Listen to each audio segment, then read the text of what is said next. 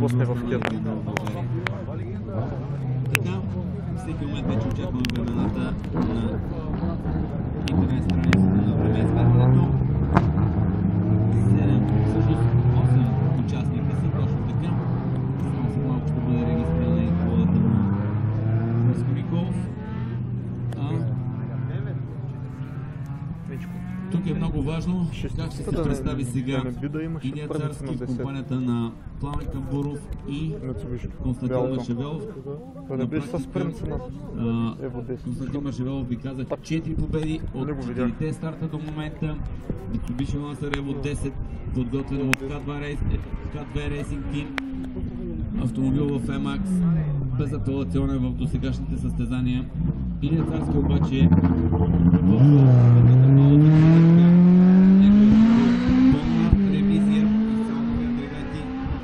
с сериозния спонсорски договор, който се реализира в средата на сезона, и надявам се вече да бъде на ниво, на което да създаде наистина проблеми на Маршевелов, защото Константин Маршевелов е състезател по душа и съм сигурен, че никак не му е комфортно да бие навсякъде, където участва.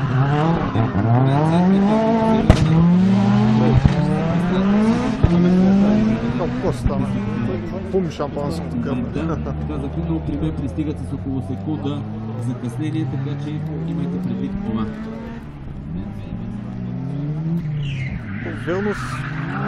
Верно спринца на десятка. Аз искам какъв става тук, хем 10, хем 6.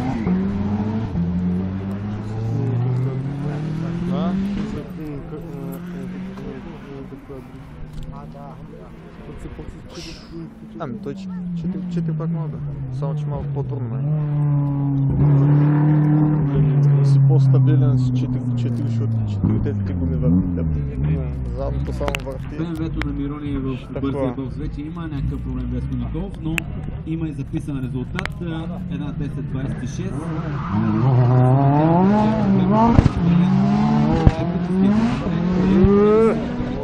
Мали! Къса! Казах ми, от нищото буквално беше възстановен този Тираж повече от 10 години според мен. Ево по-бързо скоро. В ръцете на автомобилния спортен клуб Мирони, който ви казах, има шанс. Това нищо особено. Изкара пред публика. Публиката. Царски 55-81, Пламен Камбуров 56-30, Маршевелов 59-34, първите са бързи.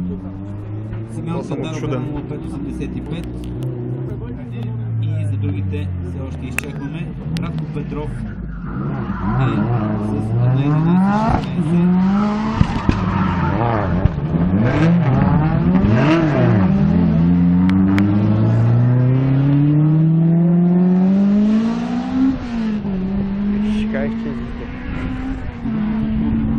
Дари 9000 откача.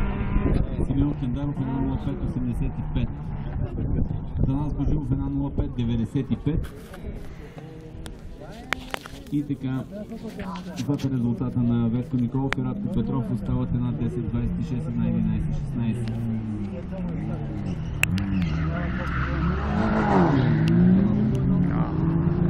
Това шестица много яка.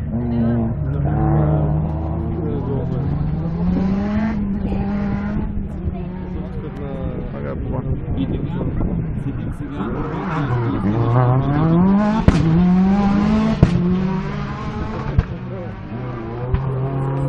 Много година идва по-бързо за него. Много година идва по-бързо за него. Пръска шампан. Заявки беше моторното най сега е в Хикс 4, където наистина има място на този автомобил. Въпреки, че колкото много революционно променен, на практика двигателят е също Lancer Evo 6. Пилота на Ивко Моторс е с временен четвърти резултат на първи след автомобилите от Хикс 4. Таков 1.03.90. Трети автомобил от EMAX.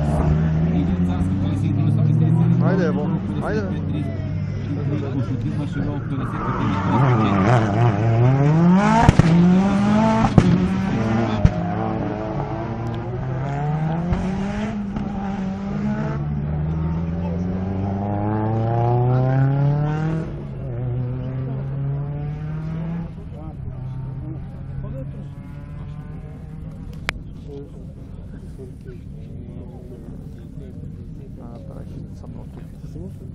Да, сме земята. Те да.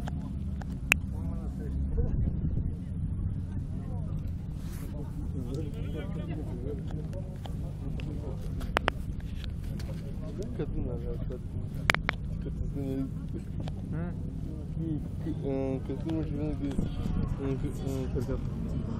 това път твоите сням.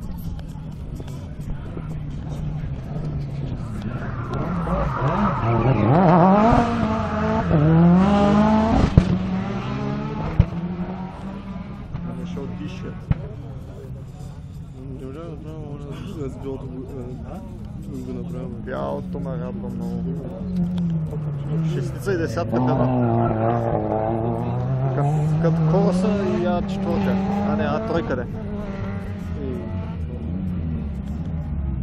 Какво да вършка? Оранжевото. Времето на Радко Петров вече е на 09.56. Свиква с този Golf, който обаче наистина е с изключително висока мощност на двигателя, около 500 конски сили. 1.09.56 е времето от последната му обиколка. И реално Симеон Кандаров е подобрил последната си обиколка. 1.03.97 е неговия резултат и е на четвърта, т.е. на пета временна позиция, но втори от автомобилите в Хикс 4.